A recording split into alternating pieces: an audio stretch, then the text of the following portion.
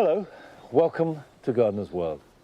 I'm pruning my roses, and yet I realise that for many people, hacking away with a pair of shears in September is not really the standard way to prune roses, but it works really well for the old shrub roses. These are the multi-stemmed roses which flower in June and go on into July, but it's once only. And that's it. But they go on growing after that, and some of them really quite vigorously, particularly in a year like this year when it's been rather wet. So if you leave them, those vigorous growths can act as a sail in the wind, and you get windrock, and that can disturb the roots. And of course you don't see that, but it will affect the way that it grows and flowers next year. The second thing is it tidies it up. So you just clip them back by about a quarter. Treat it like clipping a hedge. These are tough shrubs and they'll take it. And this is the perfect time of year to do this particular job. I, in fact, go over them in February with a pair of secateurs and just remove any very old growth or crossing branches or anything that's obviously damaged. And that's not a bad idea. Now, this applies to the old classic roses. The modern shrub roses are still flowering. And I've got lots here at Longmeadow, and I wouldn't dream of cutting those back until the last flower has finished. So leave those alone. Just cut the old ones, and if you're not sure which is which, well, it won't hurt if you don't prune them at all. Now, coming up on today's programme, Rachel celebrates the colours of that late summer favourite, the aster. No matter the size of your garden, I mean, we can all grow asters, filling the space with colour, attracting pollinators and other beneficial insects right the way through the season. We explore a garden in Gloucestershire whose owner has created a haven reflecting his Tibetan heritage. I love cosmos because it reminds me of a Tibetan meadow. In Tibetan, it's called Kalpasangbu, which is also good kind of life, flower of happiness. I feel like I'm kind of home. Adam discovers how the garden of Peckover house in Cambridgeshire has been restored to its former Victorian glory. What's the thinking behind it? Because you've got no pictures or any plans for this. No, it was pretty much a blank canvas here. Yeah. So we're using inspiration from paintings to design this Victorian-inspired mingled border. And I shall be doing an experiment with garlic.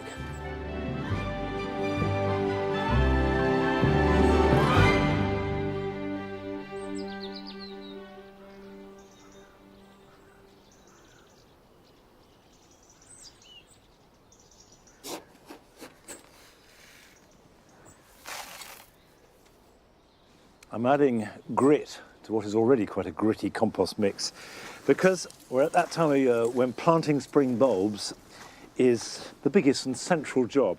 Really, for the rest of this month and throughout October, I try and get in all my spring bulbs both into the ground, into grass, into pots, except for tulips. So daffodils, irises, scillas, muscari, and what I'm going to do today is some hyacinths. And for all these bulbs, drainage is key, otherwise they can rot. Now, we tend to think of hyacinths either as bedding or as indoor Christmas plants. But to grow hyacinths for forcing for Christmas, they need to be heat treated. So if you're buying them for that, just make sure they're clearly stated that they're heat treated. Or they'll be like this, and this is a variety called City of Harlem, and it's a lovely soft yellow. It should match exactly the colour theme that I've got for the mound. And the way I'm going to use it is to put it in pots flanking the steps as they go up. Now, I've got the pots here with good drainage, and you can see that as well as these side drainage holes, there's a big drainage hole at the bottom. And I'm going to put a crock in over that. So I'll do one in each pot, and then put compost in. Half fill them like that. And the bulbs should always be planted, whether it's in a container or in the ground, at least with the bulb's height of soil above it. So with this hyacinth bulb, that means that much soil. If you can get it twice as high, so much the better. And I'm going to put 6 in each pot. Hyacinths have quite a large flower head, And as they come up, you need room for them to grow. Otherwise, what tends to happen is they splay out and they flop. And then you need to put sticks in and support them. And I will cover these over. A bit more in that one. Now, I always dress them with grit. So I will just sprinkle a bit of grit over the top. It doesn't have to be too thick a layer, like that. And that does a number of things. For a start, it looks good. Secondly, it stops the compost capping. And capping is when it gets wet and then it dries out and you get a crust on the top. And that can make it hard for the bulbs to push through. And finally, as it rains, the compost can splash up and muddy the petals. And you have grit on top, that keeps them clean.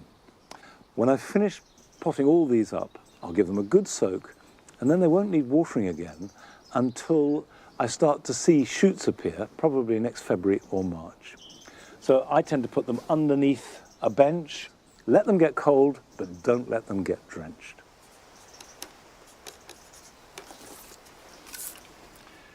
I would stress that there is going to be nothing to see here till next February at the earliest, and probably even as late as March. Now, last September, Rachel went to a garden near Worcester, which has one of the stars of any autumnal border.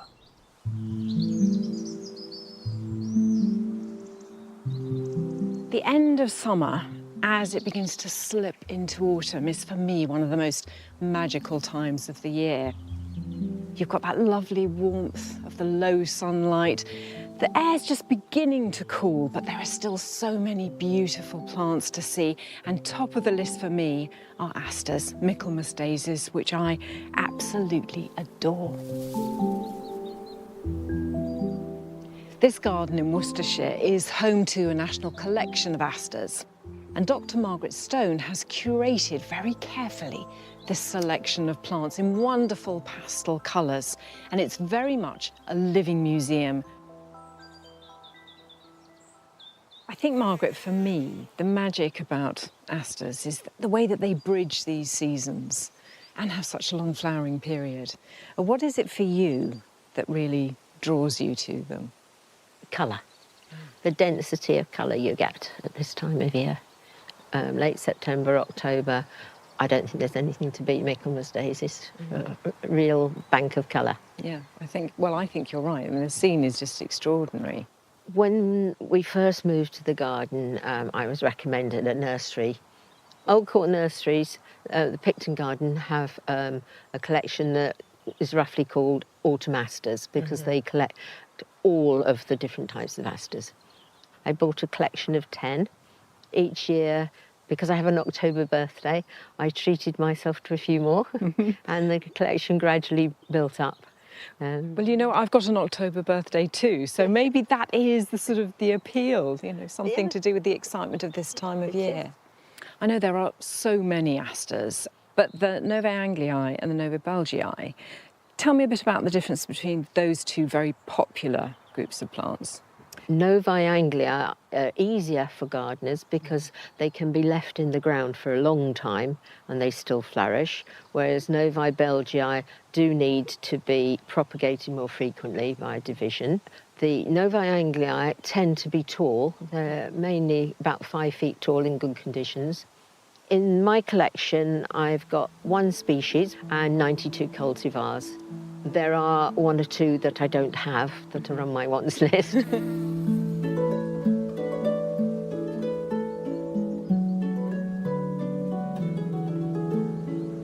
This one, Margaret, this is really striking, isn't it? This is one of my favourites. This is an old variety called Lion Beauty.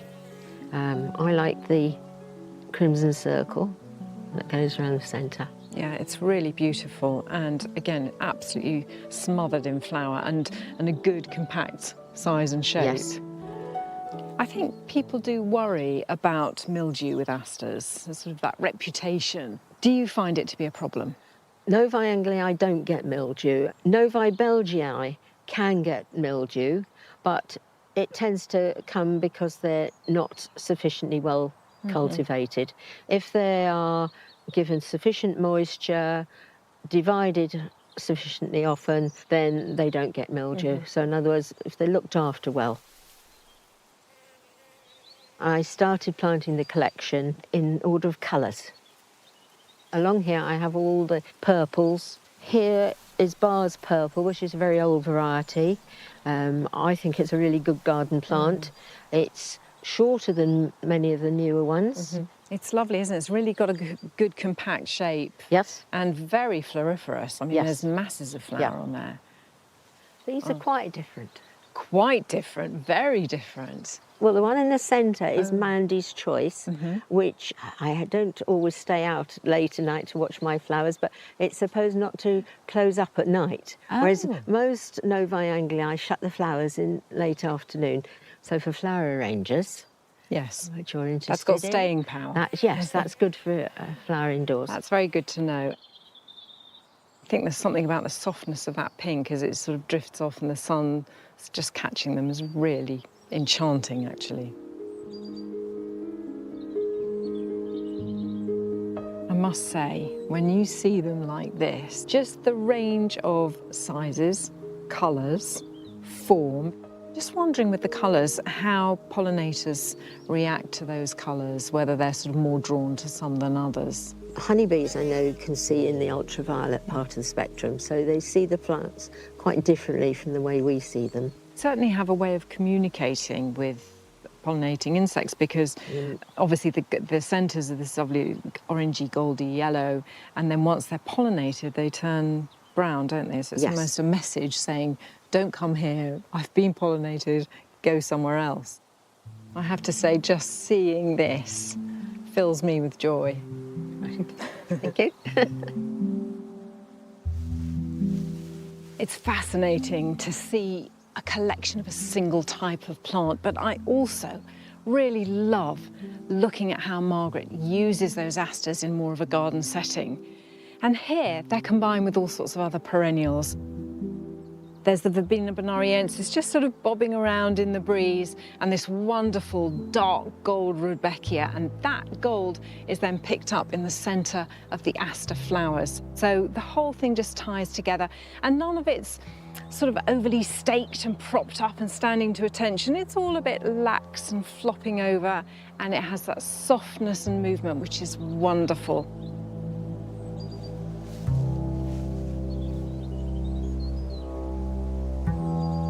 Now, here's something that certainly made me rethink where you can grow asters, because conventionally, they're supposed to want full sun. And yet, here we are. This is Aster asran, underneath a conifer with a few ferns and things dotted around, absolutely happy as Larry. This lovely, pale, soft mauve really just illuminates and brightens what could be a very dark corner. So, dry shade is suddenly an asset.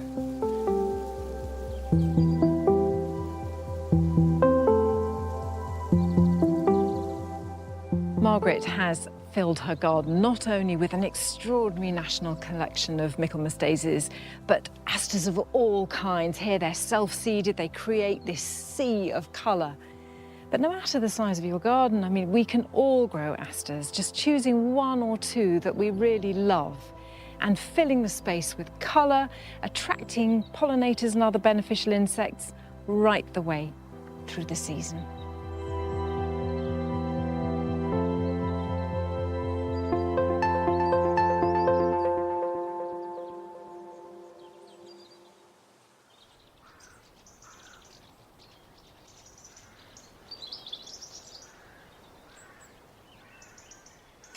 You can visit Dr. Stone's garden and enjoy her asters for yourself, because this Sunday afternoon it will be open as part of the National Garden Scheme. And if you go to our website, you can get the details of the hours when it's actually open and also the address and directions of how to get there.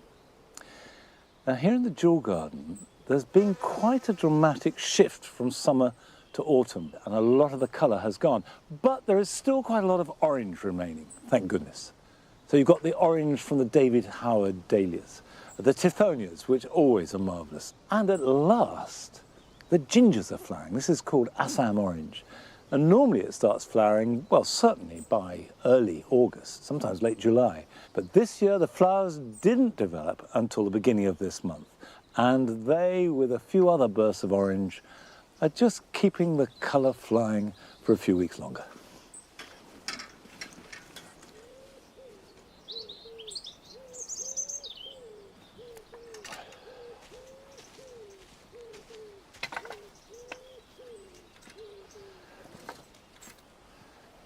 Good boy. Sit.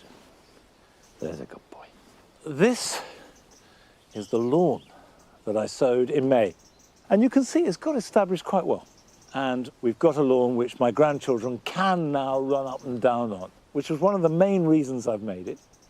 The other reason, which is equally important, is that it is a green, calm interlude between the busyness of the cottage garden and the exuberance of the dual garden. But if you have a lawn of any kind, whether it's new like this one or a long-established one, some work now will really improve it for next spring. The first thing to do is very simple.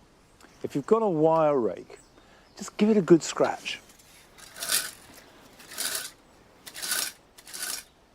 Give it a good rake to gather up any loose material. And even on this young grass, you can see what's happening. You can see that dead and loose grass, maybe little bits of moss, are all coming out. This is called thatch. And by removing this, you're removing really a mulch that's going over the grass. And what you're going to be left with is some bare soil. Don't worry. You need that and you want it. This is not to make the lawn look better now, it's to make it look better next spring. Having done that, you then need to aerate it. Now, the simplest way to aerate a lawn is simply with a fork. Just put it in the ground and wiggle it about. Lawns get compacted. Even the rain will compact them, and certainly little feet running around, or bicycles, or footballs, or Wellington boots pushing a wheelbarrow. And grass really doesn't like compaction.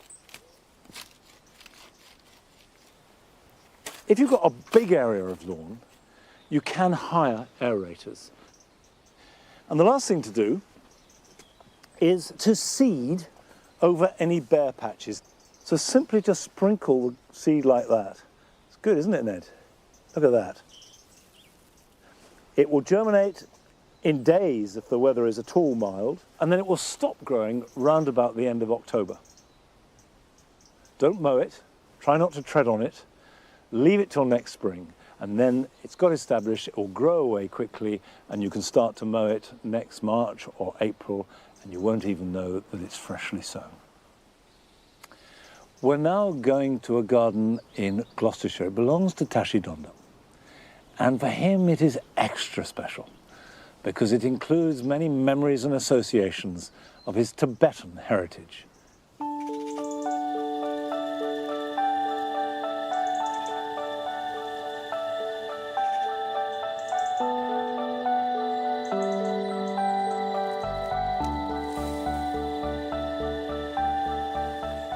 Sunflowers, for me, it symbolizes the sun, and I'm a very symbolic person also. It symbolizes the energy of sun and moon is male and female energy for me. You need both moon and sun to grow. When I was young, I don't know the word garden. If I knew the word garden or seen garden, then I think I would love to have one, even when I was young. I grew up in orphanage school in India for Tibetans who doesn't have parents. As a kid, going into nature was kind of, for me, kind of relief because I feel very sort of discomfort in classroom and teachers, and I was never good in studying and never got interest to it. So the nature really comforted me. When we arrived in this garden 11 years ago in Stroud, it was just full of concrete. So there was nothing in this garden so much. It's only that crab apple. That's the only thing in this garden which is nature. The rest was just yeah, concrete.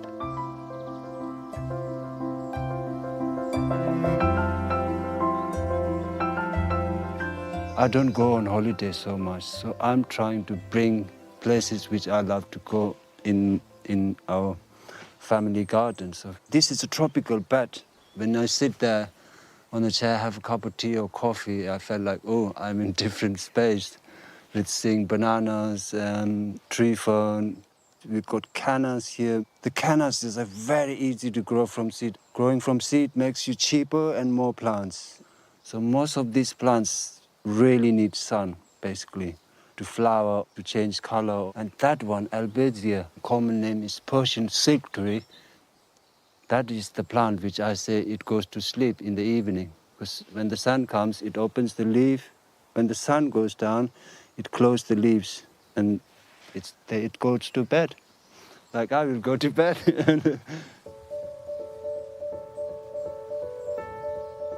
I love my children to grow stuff. So the younger one liked her to sow all my sunflowers every year. The sunflower she saw just grew and grew and grew, and it was so tall. So she jumped on my shoulder, she raised her hands up, she couldn't touch it, and that's what she was amazed about, what the seed can do. It's a miracle, it's a magnificent, it's just, yeah, it just makes me happy. Yeah, and then I'll take the Chinese money plant in and give it to the teacher. Oh, that's nice, that's beautiful, yeah. I'm sure she will like it. Mm-hmm. Yeah. Everything in this garden, all the flowers are all sown by seed. I love seeing plants grow, which teach me lots of things about patience and resilience, or, yeah. This is called Macronopsis lincum, but the common name is called Himalayan poppy, or blue poppy, or Tibetan poppy. This plant is quite tricky to grow, but you need lots of patience. If you have, yes, you will manage to grow them. I failed 3 times. I realized my mistake because in England we have lots of rain. Cold doesn't kill it, but too much water can kill this plant. I put some perlite underneath for well drained. You put the soil, you put the gravel on the top, and then you sprinkle the seed on the top, like you're trying to mimic in the nature how it does naturally. But they shouldn't be grown in the hot place, like greenhouse or something, so it needs shaded place, cool. If it's going to be heavy pouring weather, I will cover the lid so it don't drench from the rain. This plant species is quite endangered now in the native habitat, and I must give a hand to save it. So this is the Macronopsis bed I just created. It's quite new. This is the 2nd year, grown from a seed. I feel very happy and to be proud, and I feel it like it's touched my heart because it's from my hometown.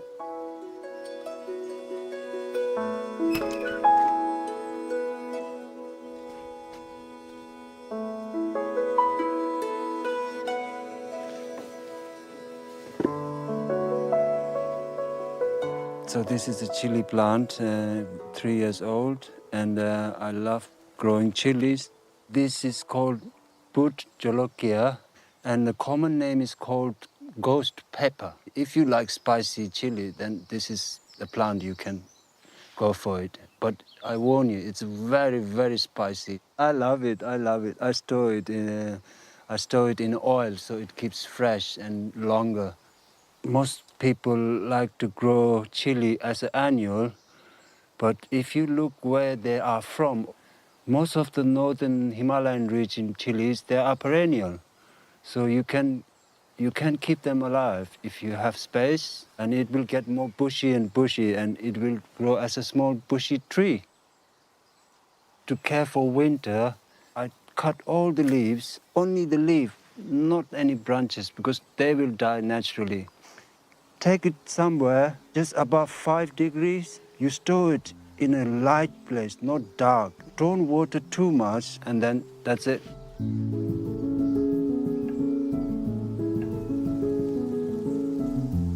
I love cosmos because it reminds me of a Tibetan meadow. In Tibetan, it's called kalpasangbu, which is also good time, good kind of life, flower of happiness. I feel like I'm kind of home. So, but power of growing for me, it's healing, it's calming in your nature, and third thing, very important, it makes you grounded. Once you are grounded, nothing can shift you. I do garden to give back to the Mother Nature, which I'm grateful to be alive on this beautiful green planet. That's why I love growing anything which gives you joy.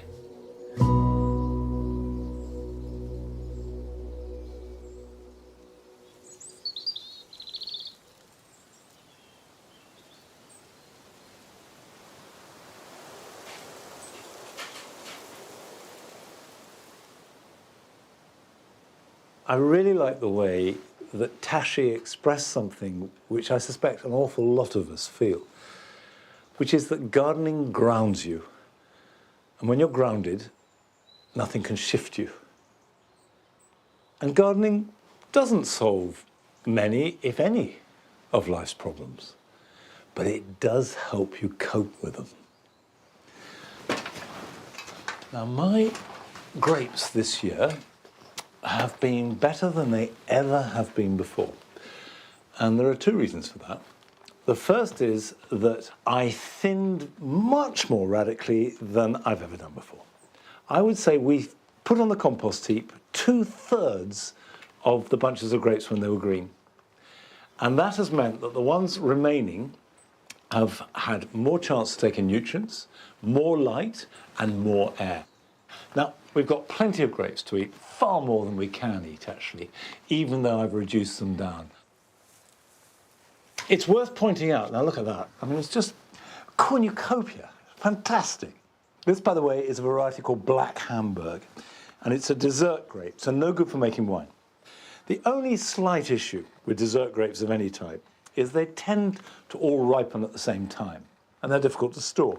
So you tend to pick them by degrees, which means that sometimes they're not fully ripe, but even when there's a touch of sharpness, they're still really good. And the luxury of growing your own grapes is really something.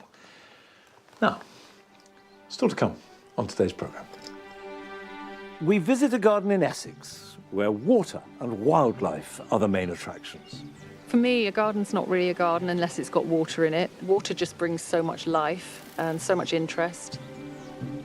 Adam explores the garden of a Georgian townhouse in Cambridgeshire that has been given a new lease of life by its dedicated team. So when was this put in? This was put in 2 years ago. Oh, wow. The thinking behind this was to have a more resilient planting with pollinator-friendly plants, using the same colour palette of blues and whites.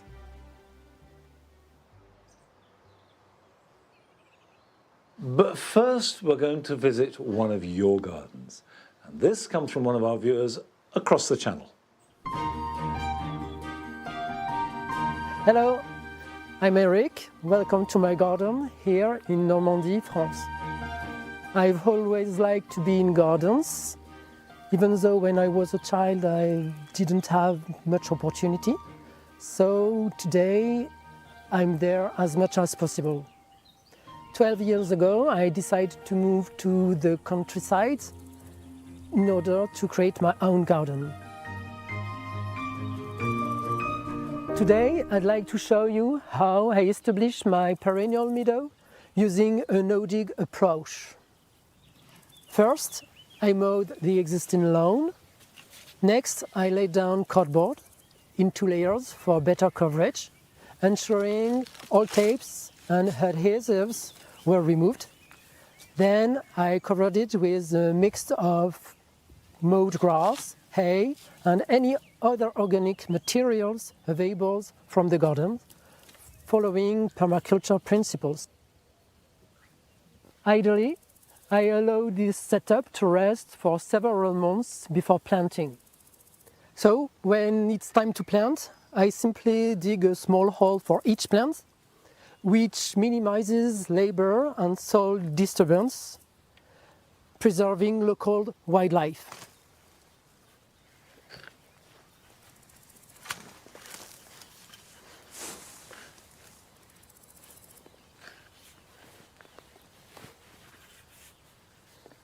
To promote soil health during winter, I chop the cuttings from grasses and hardy plants into small pieces and scatter them on the ground. This not only nourishes the soil, but also helps retain moisture.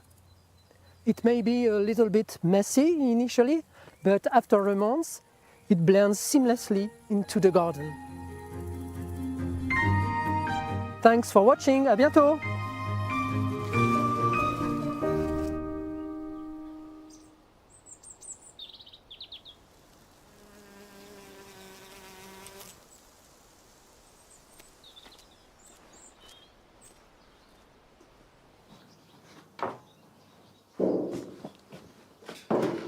Well, thanks for sending us that, Eric. And that technique of no-dig growing through a layer of cardboard covered with hay or straw is one that I have used, and I know that it works well, but not as well as yours. That looks really good.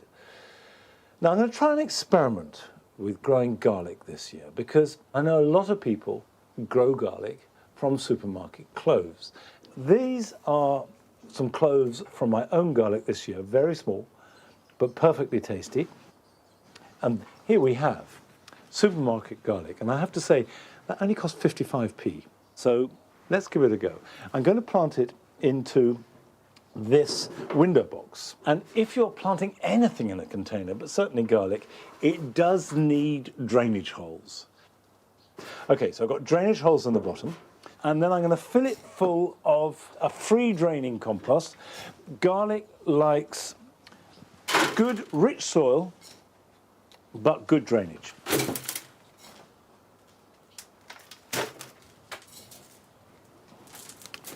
Right, spread that out. Whatever kind of garlic you use, you need to buy it as a bulb and then break it up.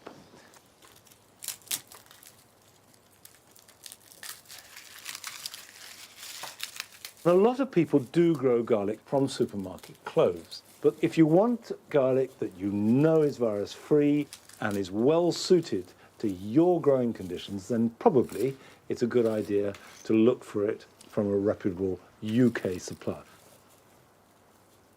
Select out the biggest cloves, and then smaller ones do not plant. In an ideal world, just use the biggest that you've got.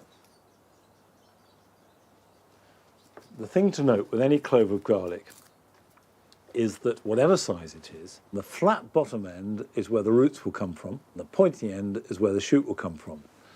And the pointy end is up, and the flat bottom end is down, and that's the way they should be planted. I'm putting these in a grid about 4 inches apart. Don't be tempted to plant them any closer than that. What we're trying to get is really nice big bulbs with lots of big cloves. And the closer together they are, the more they're going to compete for available nutrients and water.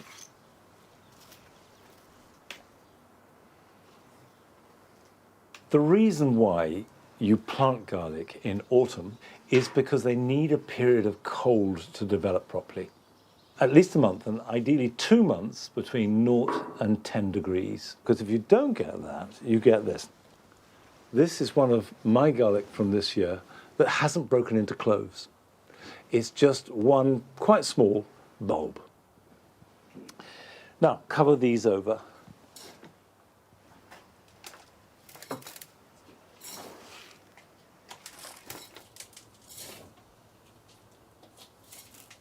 I will water these, put them outside. It is important not to put this down on a hard surface, but to raise it up on anything, so any excess moisture can run away rather than sitting in a puddle. I will plant the next batch of garlic into a raised bed, and that will be a UK garlic, which I know is adapted well to my garden. And when they're both ready, which will be round about the end of June, early July, I can harvest them and we can do a comparison. Now we're going to Essex to visit the garden of Gilly McNaughton.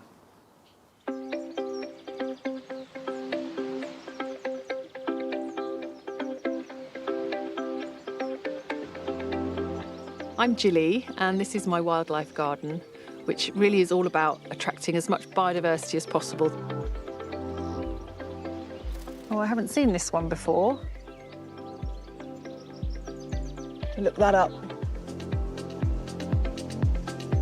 I've created lots of habitats for wildlife in my garden, but there's one I love above all others. This is my wildlife pond.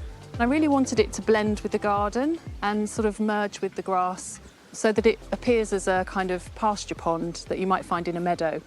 Like for me, a garden's not really a garden unless it's got water in it. Water just brings so much life and so much interest. So my pond is about 60 square metres, very shallow sloping margins, about a metre depth, which means that amphibians can overwinter in the bottom of the pond. There's a lot of blanket weed, but that's because it's quite a newly establishing pond. It's only a year old, and it is natural in the first stages. As the pond establishes and there's more competition from aquatic plants for the light and the nutrients, you'll find that the blanket weed subsides. But I've already seen smooth newts laying their eggs into it, so it's a really valuable and important stage in this pond's life cycle. In a smaller or more formal garden pond, you might be tempted to remove the blanket weed. It's best to do it sort of October, November time, when the fewest species are going to be affected. And I would always not just leave it on the side, but actually pick through it, because the creatures can't really escape. Things like snails or dragonfly larvae, and just pop them back in the pond.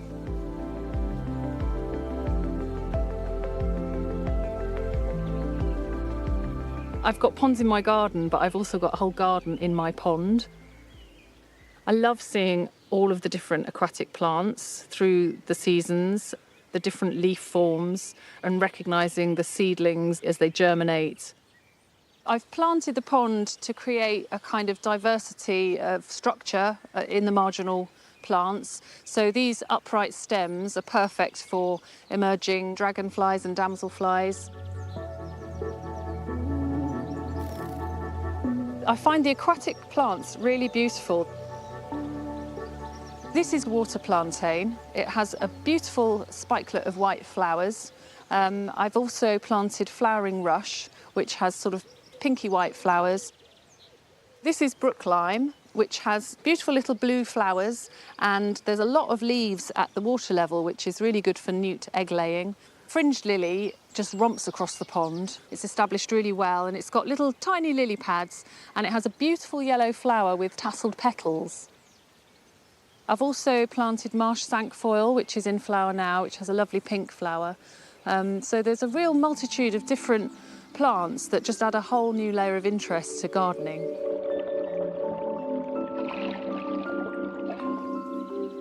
You can achieve a fairly natural-looking pond even in a smaller garden. In a small nature pond, I think things like water milfoil or hornwort are valuable. They're oxygenating plants, and they provide a lot of cover for all kinds of insects.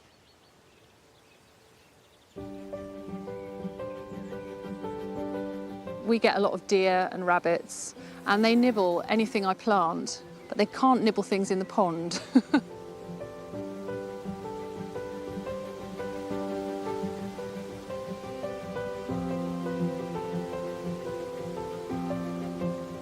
So this is a more formal, traditional garden pond. At the moment, it's a little bit sterile. It's not offering as much as it could to wildlife. So I've bought some plants, and I'm going to pot them up and put them in the pond. I've got this beautiful water forget-me-not. There's water avens, arrowhead, which has these beautiful arrow-shaped leaves, and it also flowers, and watermint, which just smells gorgeous. I use hyacinth, which has lots of little holes in, which allow the plants to get its roots out into the water, but it retains the aquatic compost. I put a bit of gravel down so that it will help to weigh it down, but eventually the sacking will biodegrade. Ready to put in the pond. I'm going to plant them on this marginal shelf, about 20 to 30 centimetres of depth. They don't want to be too deep. These will bulk up. I'll also be planting some floating aquatic plants. And really what you're aiming for is to get about 50% cover of plants over the water surface, because that will help to outcompete the algae and blanket weed for nutrients and light, and it just creates a bit of a better balance in the pond. And hopefully will attract lots of different species as it establishes.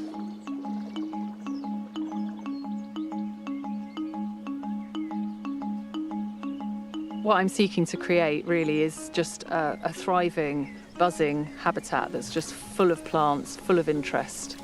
I'll never stop learning from the ponds. There's always going to be something new to identify, some new behaviour to observe. It's quite addictive. I'm not sure. I'm not sure when I'll have enough ponds.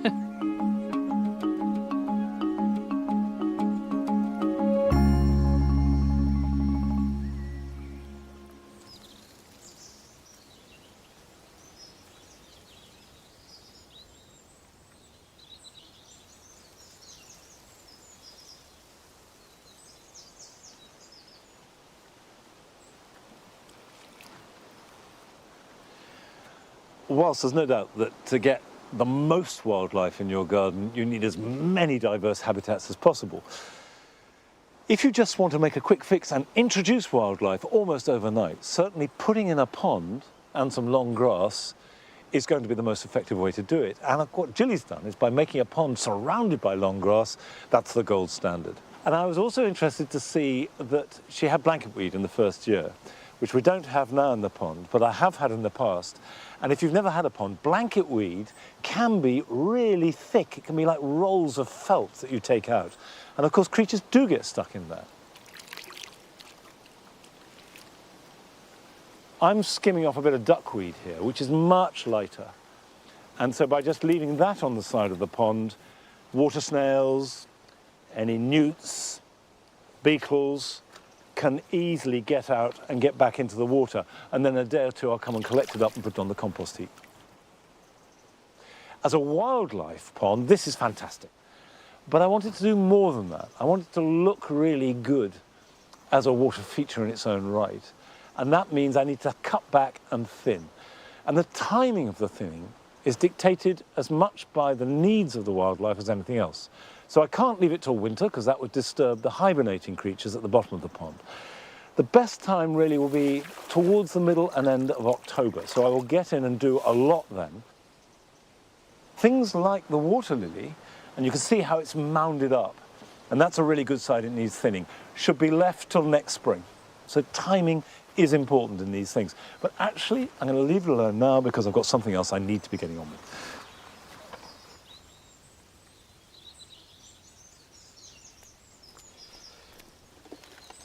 Come on then.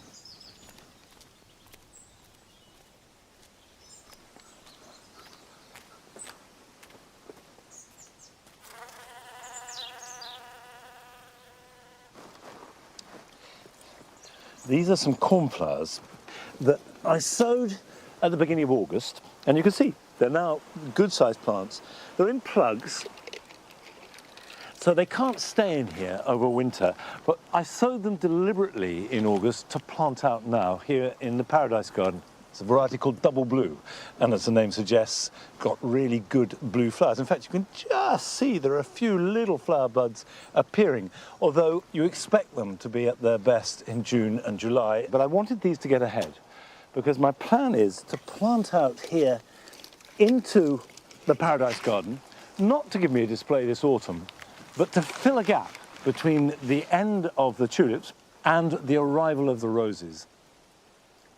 I'm hoping that these will flower in May to fill that gap. And the beauty of growing in plugs is it's really like having them in a pot. It makes them terribly easy to plant. All you have to do is just make a little slot and firm them in. And these are hardy. They will be fine over winter. Now, obviously, if it turns cold, and I have to say it's quite a chilly wind today, they won't do much growing. They won't get much bigger. But that's okay, because it's not the top growth that you're interested in. It's what's happening underground. and the soil will take at least a month or two to cool down. And so the roots will go on growing. And even if they stop growing in the middle of November, they will pick up again in March. So you'll get this really good root system, and they'll grow fast, and as I say, hopefully fill that gap. Now, 35 years ago, I went to Wisbeach in the heart of the Fens to visit the garden at the National Trust property of Peckover House. It was fascinating. I can remember it very clearly. I've never been back, but I've often wondered how it might have changed. Well, Adam went to pay it a visit.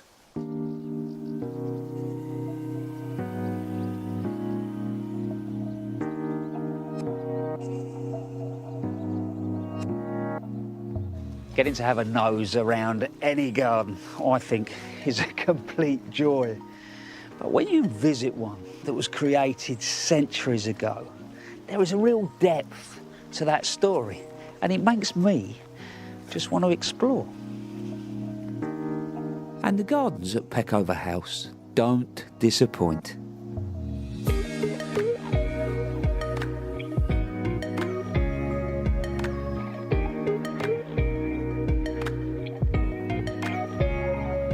They were created in the early 1800s by the Peckover family, wealthy Quakers whose love of plants inspired them to design a series of horticultural gems, with something to enjoy around every corner. What intrigues me is how much the garden today resembles how it was a couple of hundred years ago. So, I'm meeting head gardener Louise in a very traditional looking rose garden. Hello, Louise. Hello. Lovely to meet you. You too. I really wasn't expecting this. Has this been altered? Was it here from the beginning? So this is a classical Victorian design, Yeah. but actually none of this was here 30 years ago. It had been completely grassed over, everything had been taken away, and the only evidence we had that there was anything else here was from photographs and paintings from the Peckovers. So you've created this from a photograph? That's right, yeah, I'll show you. This is Alexandrina with her cat and some friends sitting around the rose garden in early 1900s. That's incredible. So literally, you got the water lilies. Was the pool found or was it rebuilt? The pool was completely rebuilt. The stones had actually been used to build another pond in the garden elsewhere. So the railings, the pond, and all the arches around the pond, they were all made new. But the water lily actually is from the original water lily that was in this photograph. How did that come about? There's a local resident who was given a piece of the water lily by the Peckovers, and she had had it in her pond all these years, and when they recreated the rose garden, she gave a piece back. I bet she loves telling her friends that. It's a wonderful piece of history. And I love the cat. Yeah, we think that's Marmee. Marmee. Yeah, Peckovers were very soft on cats. Oh, I think I'd have got on her on that. On the other side of the garden is a modern border with a totally different history. According to the archive, a huge greenhouse once stood here, then a rockery, and more recently, Victorian-style herbaceous planting. Unfortunately, with changing climate and change in practices, we're not irrigating our bedding in the summer. The bedding was struggling whenever it got really hot, so we ended up taking all that away and starting afresh. Sure. So when was this put in? This was put in 2 years ago. Oh, wow. So and the thinking? The thinking behind this was to have a more resilient planting with pollinator-friendly plants, using the same colour palette of the alpine rockery that was here. Lots of blues and whites, linking back to that design. So you've got that ode to the past, but that's within the colour scheme. Yeah. That's right. Soil-wise, free draining. Yes. Yeah. It's quite silty, free draining soil. Sunny. So the plants in here, things like the killias, the salvias, you know, the geraniums, everything working well? Absolutely, yes. Everything that you can see is doing really well. We've got a lot of things, a lot of plants that are very resilient, they can take drought, and they seem to be able to cope with our winters as well.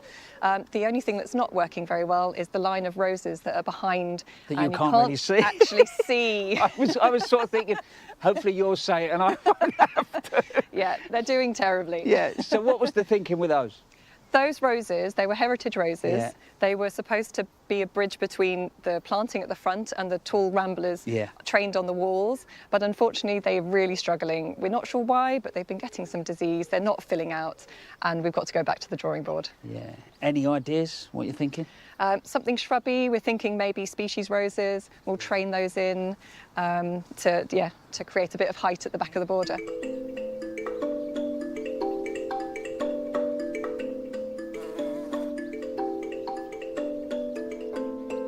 It's a huge question, I think, when it comes to looking after historic gardens and even moving them forward. What do you do when there's no photographic evidence or even a plan as to what an area should look like? Well, I think I'm just about to find out.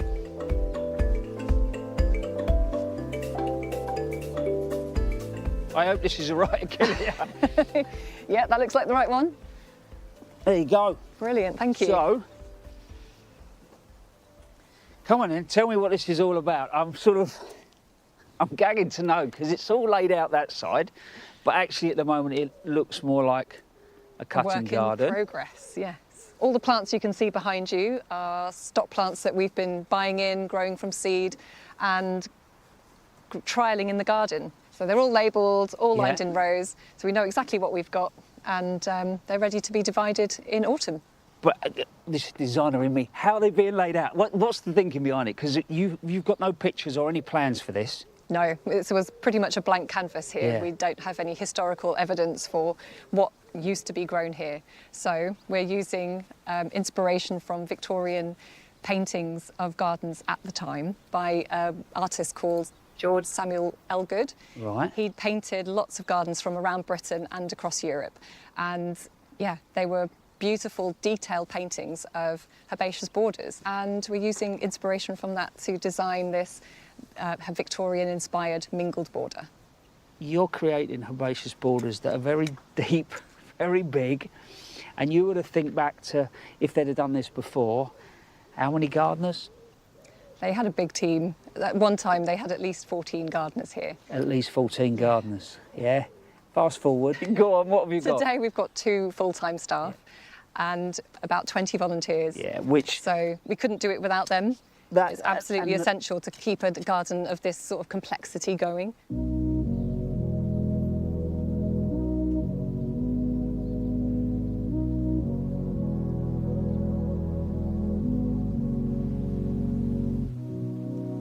Every time I visit one of these gardens, I go home a happy man. And that's not just because of the beauty in front of me.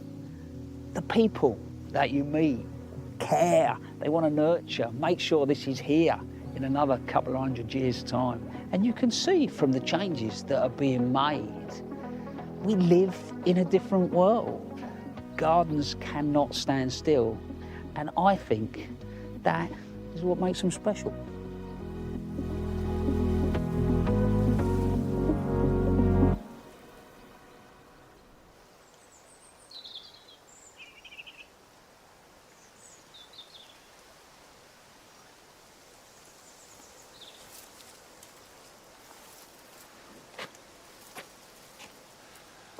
It is astonishing to see the changes that have been made since I was last there. But what was there when I went 35 years ago was a marvellous orangery. And I remember a fernery, you went down steps into it. And in the orangery, they had the oldest oranges growing in Britain, the oldest surviving ones. I think they're 300 years old or more.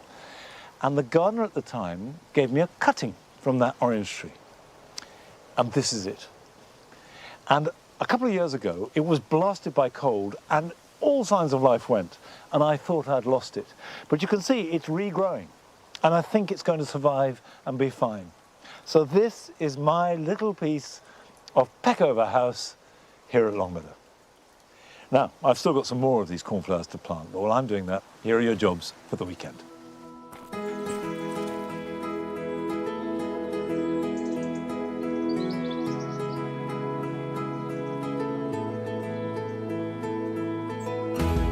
I've said it before, and I'll probably say it again before the year is out, but deadheading is one of the most relevant and important things you can do at this time of year. Anything that's in flower, whether it be dahlias, cosmos, roses, tithonias, will go on producing flowers if you remove the spent flower heads. And don't just cut them off at the top. Go down the stem until you come to a pair of leaves or another bud and cut there.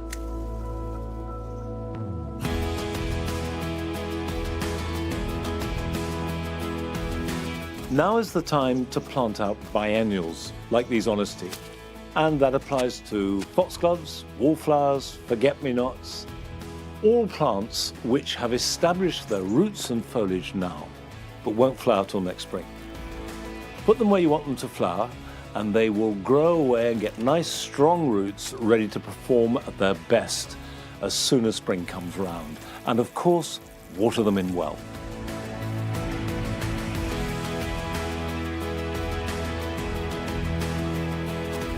Unlike apples, pears do not ripen on the tree. It's a two-stage process. So at this point, you need to test them by carefully lifting them to the horizontal. And if they come away in your hand, treat them as gently as an egg, and then take them to either a dark place to store or put them on a sunny windowsill to speed up the ripening process so that they're lovely and juicy and ready to eat.